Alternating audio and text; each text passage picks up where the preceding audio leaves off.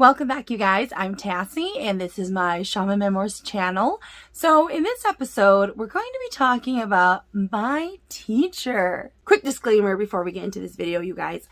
My teacher is not okay or on board with me passing off her information.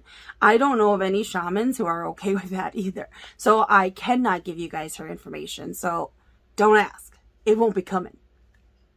So I'm kind of realizing that my makeup today, it looks like the Chinese opera makeup.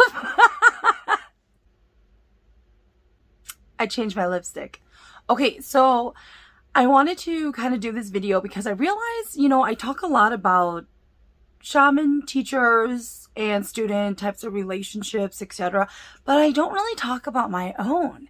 So in this video, I wanted to share some things with you guys about my time with my teacher, how it ended, and really what did I learn. So I have mentioned in passing about my teacher that she's actually an elder in the Hmong community. She can't speak English very well. It's very, very broken. She only knows some basic words, but even then she does struggle with saying them. So I definitely can understand Hmong perfectly fine. So we had no problem communicating, especially because she put up with me and dealt with my broken Hmong. But she completely understood me. And, other times there were her children who were around and they would explain what I was trying to say to her as well. She is somebody who loves video games, and whenever I crave joko, which is this fermented mustard green dish that we like to eat. So my mom, she's out in California, and my mom is not a normal mom. Okay, my mom, she doesn't really teach us daughters how to cook. She doesn't really teach us dishes and stuff. So whenever she was making something, she would just make it. And she never actually spent the time showing us how to cook certain things. So I did not grow up cooking, you guys. I know I have the whole mukbang and cooking channel on YouTube as well, but a lot of that I learned as I got older. So it was self-taught, and I had no problem asking my friends to cook dishes for me because I didn't have anybody who would make those types of dishes for me. So for my teacher, whenever I wanted to eat joko, she would actually make me a batch with her. She would make them for her daughters, and then she would make me a batch too. And the last time that I saw her pre-COVID, she was we were saying goodbye, and she was hugging me and holding me and touching my arm. And then she said to me in a really awkward way, "I love you." She said that to me in English. It was just so endearing. So we have a really, really good relationship, regardless of the huge age gap and that I'm really Americanized. But, even with her, I'm really silly.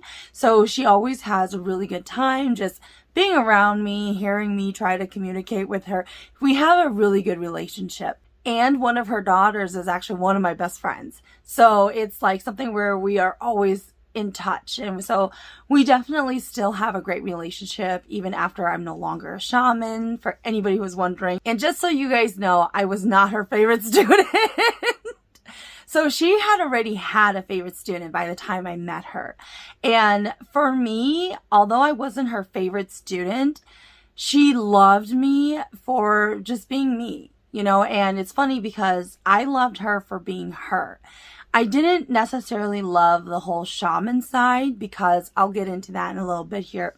It was very dark, so I'll get into that. But, I loved her for who she was, and she loved me for who I was. And it was really sad because when I did tell her that I was putting my shrine down, she cried. I mean, we both cried, you guys. It was like the end of an era, an end of a time, because she knew, definitely both of us, we connected and came together over the whole shamanism stuff. And she knew with me putting my shrine down and walking away from the whole world and the community of it all, that, you know, we wouldn't see each other as often. Because now, you know, I mean, before I met her, I was very, very Americanized. So even more so now. And so, you know, she knew that it was going to be a different time for both of us. And she was crying and she was saying, you know, like, who's going to protect her now? Who's going to help her? And definitely one of the perks with having multiple students, or even being in the shaman community, you know, a lot of shamans who will do services for you. They will just, whenever they're going to go into the spirit world, if you call them up and just said, you know, I've been having nightmares, or, you know, I think somebody is sending me bad magic, bad voodoo stuff, you could easily go and oneng. You would go into the spirit world and look into it. So that was definitely like a big loss for her as well. And for me, you know, walking away from it all, it was like a big part of me and who I am that I was putting away for an undetermined amount of time. But as you guys know, they don't leave you alone. So it's not like they're gone forever as far as like my guides and putting all the shaman stuff away. It's just, I no longer practice for the general public. So it was definitely a really, really hard time for her.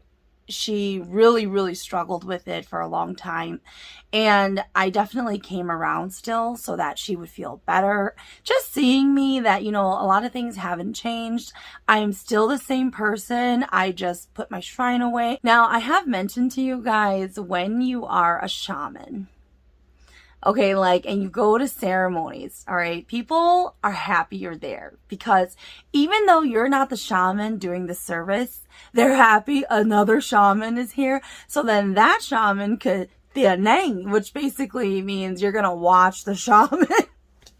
And I hated it, you guys. Okay. You guys might think, like, even when it's my own teacher, okay, you guys might think, you know, it's a great grand time, you know, it's like watching another shaman go into the spirit world. No, it's not. It's really boring. I'm just as bored as anybody else at the event, okay? Because, okay, when you first witness it, yeah, it may be like, oh, kind of moment, right? Because maybe you've never seen it, or you want to know what they're talking about, or the chants and what's happening. No, it's not like that in real life. Because, you know, like, I would sit there and I would hear all the women having fun, all the guys having fun. They're all like chit-chatting, laughing. And here I am having to sit and watch the shaman. It's terrible. I absolutely hate it. So yeah, I hope nobody ever asks me this again. And I feel terrible for the people who have to watch me when I have to do my shaman stuff, because it's just as boring. It's noisy, it's loud, it's not like you're having a great time. So, you know, it's something where the person watching the shaman, typically you help out at the beginning, and then if the shaman needs your assistance throughout the journey, and then you're really just on your phone the whole time. But you can't leave in case the shaman needs you, but you don't know at what point they're going to need you. But other than that, you don't really do much, you know, like sometimes they might send you on a task really quick, but it's terrible because if the person who's watching you isn't the usual person. So people, when shamans go, they like to have people who know how to watch a shaman go into the spirit world, because there are certain terms you might use in Hmong and that individual may not know what it is. And especially if you need a certain type of joss money cut, if that person don't know how to do it, you know, like typically for me, before I go, my guides there are aware that this isn't somebody who's going to know what to do if you told them what they needed to do, right? So I will try to prepare it in advance. So then I will tell them, okay, when I tell you, you just need to burn this, like just start burning it. And then even after I've told them and I'm already in the spirit world, I'm going on my chants, I'm going on my journey, that individual from the outside will still be like, do I do it now? Now? Do I burn it now? It's just terrible. I mean, there's nothing wrong per se as they're trying to talk to you, but it's distracting. I'll tell you that, because you're trying to focus on all the tasks that's in front of you, and then you have an outside person yelling at you like, is this the moment? Do I burn it now? So it's just not that great, you guys. So it is easier to definitely have somebody who is confident. You know, like I just like somebody who's confident that, you know, okay, I'm not going to even ask them. I'm just going to do it right now. Like, just no. But then, you know, some people who are really great at watching shamans go, they can hear the chants and they know at what point something is about to happen and how to start to get it ready. So that is definitely what we love as well. But you know, even during that time, I only knew one person who was really good at that, who was really good at shining. And it's so many shamans have different verses and they all sound differently. But my teacher, her husband, he is the best person I've ever known to be able to shining, where he can just sit there and understand everything that's happening. Even for myself, when I'm going, he understands everything that's being said and being done. So it's very, very rare to actually find somebody who is really good at being able to watch shamans, especially if they themselves are not a shaman and they are not used to so many different types of shamans and their different chants and the different things that their guides want. So that's amazing. Now, I do want to say that even through all of the good times that we've had, there were a lot of bad, you guys. Through her, I actually learned so much. And it wasn't even like she was teaching me. It was things that were happening to her. And it really opened up my eyes to how people really were. You know, like in time, I started to get these own implications in my own life with people coming to see me. And so I started noticing, you know, like it's just, these are real things that are in the community that actually happens with shamanism. I mean, through my teacher, I really learned about like betrayal, jealousy. You know, as much as she was revered, shamanism is rooted so much in traditions. So even though she was known around the country, like she has students around the country who would fly her in and out just to raise their shrines. She had tons of students going at the same time. And I've met tons of her students. I've even met her favorite student. So, you know, through her, I definitely learned how much drama there is. And a lot of it is just, a lot of it's miscommunication, I think. But then a lot of it has to do with ego trips as well. And some scary stuff. But, you know, it's, you know, I witnessed her favorite student and her relationship deteriorate. You know, like, as amazing and powerful as she was, you know, I've seen her break down crying. It's just really eye-opening. The amount of stuff that actually happens in the background, you know, like face value, people talk about shamanism is about helping and healing. Okay, like there is that, but in reality, there are so many implications with the type of ceremonies you do, for who, and people don't like each other, and which shaman are you going to go to, and which shaman have you burned, and, you know, like, which person have you burned? And so it's just, and then because there are clans, okay, and I think that the main issue is that there are clans, okay? I mean, you're going to have clans not just from the mom side, you're going to have it from the dad side. And they have shamans, and everybody believes that their method is correct. So there is so much drama that comes into this. I mean, I've seen masters go at it. It's just, I mean, these are like OGs too, where you're just like, you know, like they have no shame, you know, and I've seen students betray their own teacher. I've seen it, you guys. I've seen teachers betray their students. It's like a world full of drama, and it's not one that I wanted as a part of my life. I mean, my teacher, she had a lot of students that I've met, and, you know, it was always the same pattern. Like, I don't know how else to say it.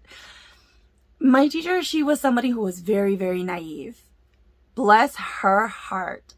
She has such a good heart, and she's in the right place, but she can be so naive. I remember I was hanging out with one of her sons, and we were drinking and just hanging out. This is after I put my shrine down. And I started realizing, like, at first it just started with, you know, like me kind of like trying to talk to him, warning him, giving him advice about his mom. And then I started realizing I was like yelling at him and I was crying and I was like, whoa. Because if you guys may not know this, but you know, with me drinking, I'm a really, really happy drunk.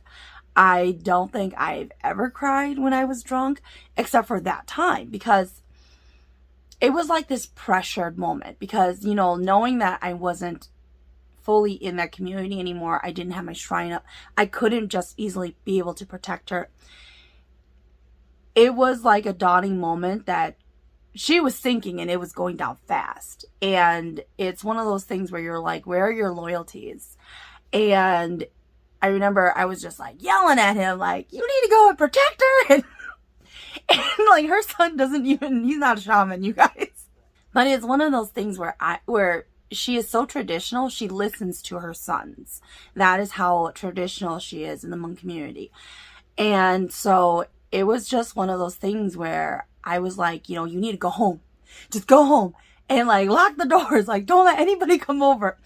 Because the pattern that she was going through all the time with her students, you would see, because I would witness brand new students who would come begging her to raise them, to raise their guides, to raise their shrines. And then, you know, she would help them along the way. They would call for every service, and they would call late at night, early in the morning. They would call all the time. Like, she was on call. And then I would witness her definitely going through stress where she worried over her students.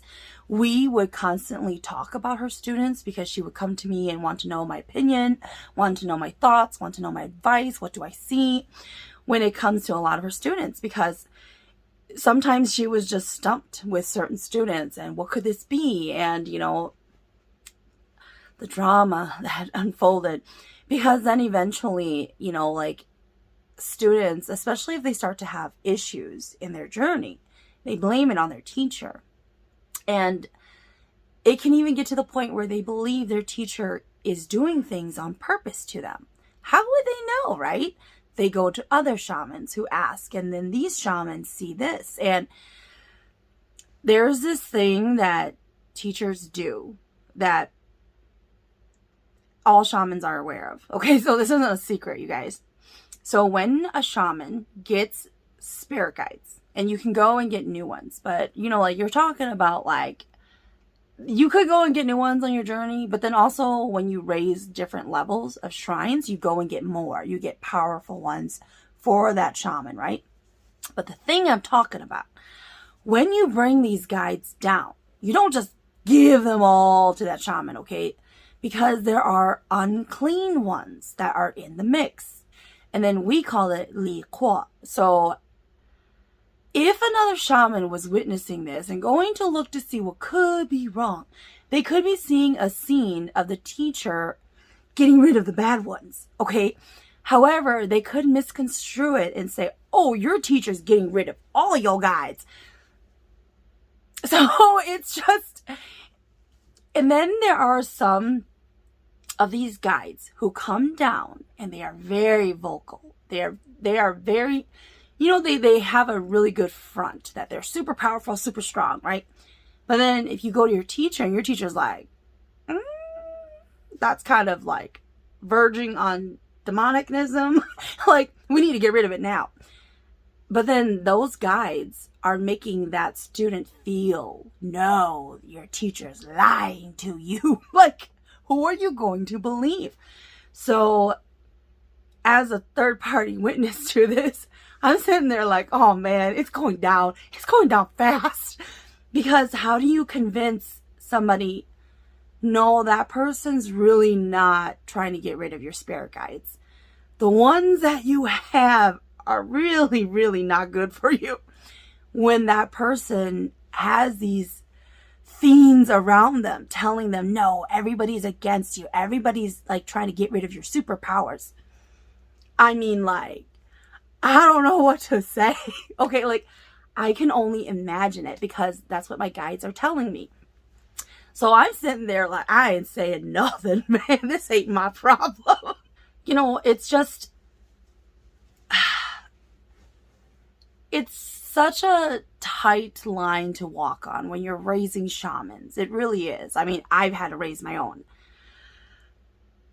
there's a lot. I could really go down into that. You know, it's not easy. Not only are you dealing with that individual's guides, you're dealing with that individual's personality, who they are, how smart are they, how much do they understand their own guides.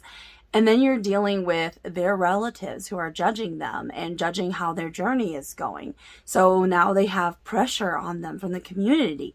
So it's very hard being in the teacher's shoes. And that's why you have teachers who will drop you like it's hot, because we don't want to deal with that, you know? I don't talk much about my students because it has a lot to do with politics and tradition and family. It's hard to talk about it because I don't want them to feel bad. You know, like, I don't want to be put in that position where they have potential. They have such potential. But there are things in their life that prevents them from reaching their true potential. And so I'm not that person who is going to just force you to your final level to get rid of you, because that's what a lot of teachers do. That is the advice I was given by my own teacher. I can't sleep knowing I did that to somebody. So I refused. And then you deal with people who are not supportive of that shaman. And I feel like a lot of times have changed as far as like a teacher-student relationship, because with my teacher, especially those who didn't know her well, it was definitely very, very respectful, and they kept each other at a distance because of traditions, all right? Not so much as because of each other, right? Like my teacher, she can laugh and joke with me, and she's a totally different person. But then when you see other, of course, outsiders come in to ask her to be a teacher, she has to put on a certain face, basically. And it's about respect, definitely, because you're well known, etc. But, you know, I believe different generations have different upbringings, obviously. Every generation believes they had it worse than the new ones. But I will say that goes into teaching people and as a teacher and why you do things a certain way. Like, I know why my teacher told me to just raise people to the third level, even if they're not ready, and get rid of them. I know why she told me to do that. It has to do with definitely traditions and politics. And there is a chance that that person will suddenly become amazing, because now you've gotten them their full, super, ultra powerful guides, right? But for me, being of a younger generation and understanding what that person was going through emotionally, I couldn't, because if at your second level, you can't even communicate that well with your guides, we have a problem. Like, to me, that's a major problem. But for an older generation, that's not a problem. You know, like, they'll figure it out. They'll learn as time goes on. Like, no, they won't. Because once you're on your third level, we're done. I could cut off our relationship and it would be okay. So I didn't want to do that to people and who I knew were struggling and that they couldn't get there. But, you know, I know shamans who were forced into the next level, even if they weren't ready. So it's just because it's like you can see people needing mental help, but nobody is helping them. That's what it's like. And you know that certain people are being taken advantage of, and you can't do anything about it because it goes back to it's politics. It's tradition. It's where are your loyalties? And brings me back to a really bad place. It's just nobody understands unless you are actually in it how bad it is. I mean, you know, as revered as she was, she had to listen to her husband, who, don't get me wrong, I loved him. He is an amazing man. He is so giving. He's stern, you know, but he's very intelligent. He's extremely intelligent. He's a traditional OG dad, you know, like where, yes, they may love their sons a little bit too much, okay? But I love how funny he is, and he can go to battle if his daughters are speaking back at him. Okay, one of his daughters. And it's just, he's very, very intelligent, you know, and I know the reason why he does things, it is to protect them. And I've learned so much about shaman politics and traditions because of them, you know, because I always came around. You couldn't get rid of me, you know, so... And then I was best friends with their daughter, so it was just, oh gosh, it's a lot, you guys. I know that for myself, I consider, unfortunately, all sides way too much, you know, because one of definitely my strengths and my weaknesses is that I can see too much. And so you can see, and so it makes you sometimes stuck because you're kind of like, shit, you know, like, what do you do? Because you can see where everybody's coming from, and you can see when there's egos, you can see when there's jealousy, but they're hiding it. You can see like all of their emotions and what they're thinking. And so you're sitting there like, I don't want to say nothing because I can get where both or everybody's coming from. You can understand it. So you're just kind of like, I just want to leave. Like, so that's exactly me. And it's because at the end of the day, it's not worth it. You know, like, I am not saying that my teacher was perfect by any means. If you guys got that from the story, I hope you did. But, you know, there was jealousy. There's definitely jealousy. There's skepticism. There's drama. There's hurt feelings. There's people didn't do it right, you know. And so what I learned from it at the end of the day, you guys, is hold your own counsel. Basically, don't let other people sway you. And it's not about all of this. None of it is about whose side are you on. All right? That's not what it is. You have to be impartial. You need to be impartial. You need to form your own judgments. You have to see beyond what everybody else might believe or might think. You need to rely on your guides, because your guides will not lead you astray. There are many people who my guides have told me they don't like, that they've warned me against. And there's times when I'm going to say things and they make me forget it completely. It's completely gone from my head until much later it comes back. And in the end, it's to protect me as an individual, because a good rule of thumb when it comes to shamanism, act dumb. Act like you know nothing, okay? Because that's how you stay under people's radars and people don't look at you.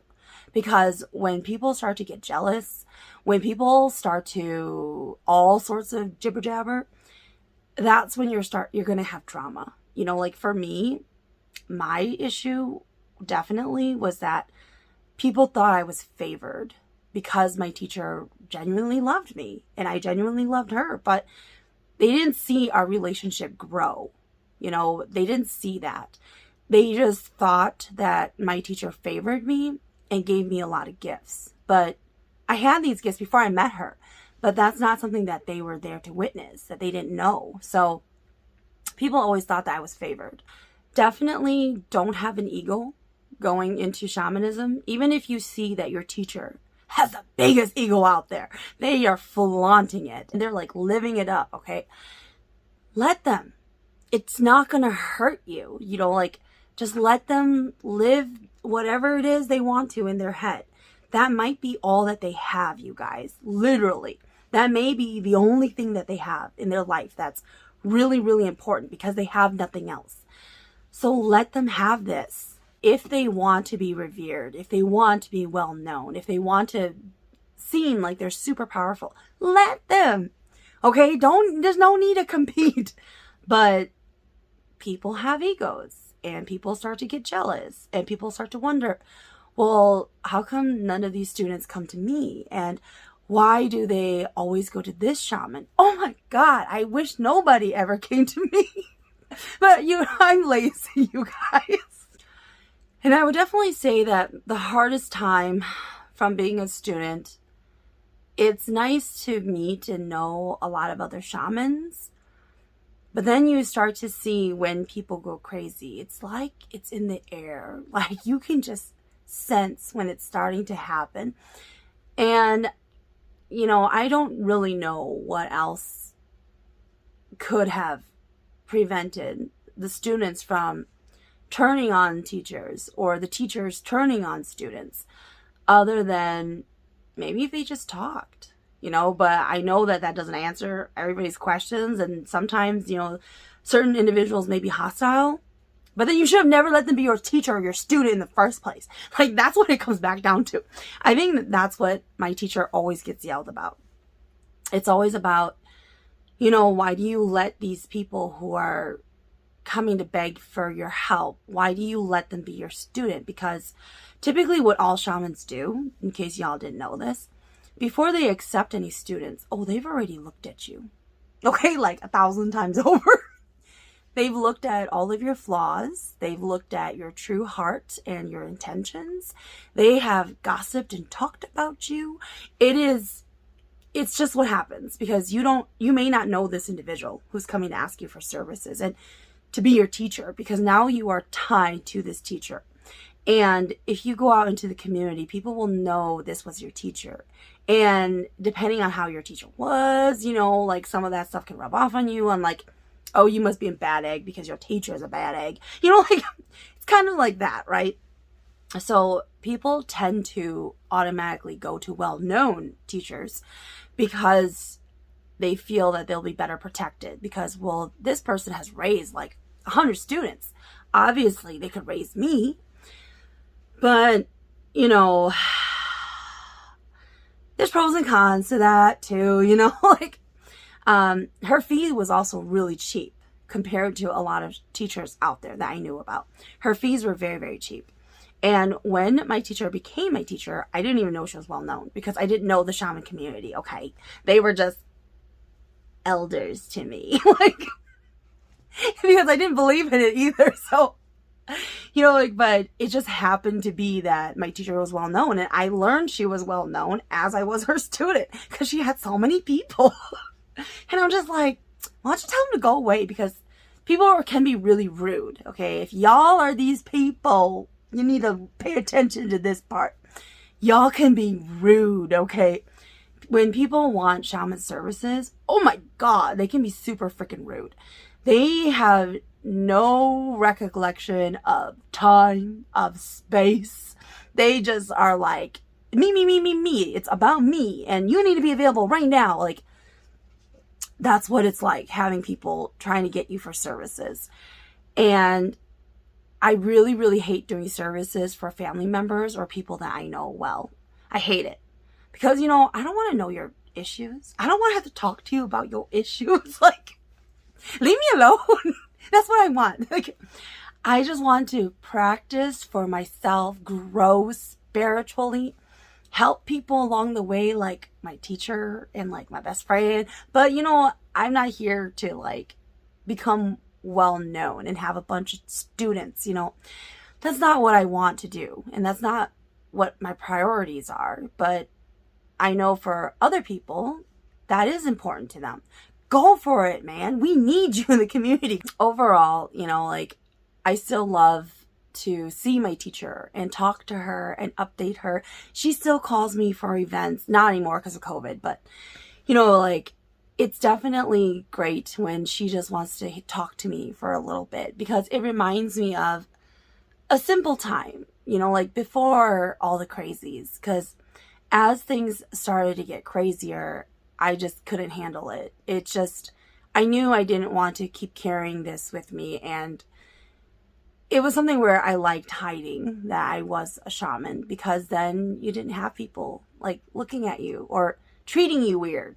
Like, I definitely got the end of the stick where people became afraid of you.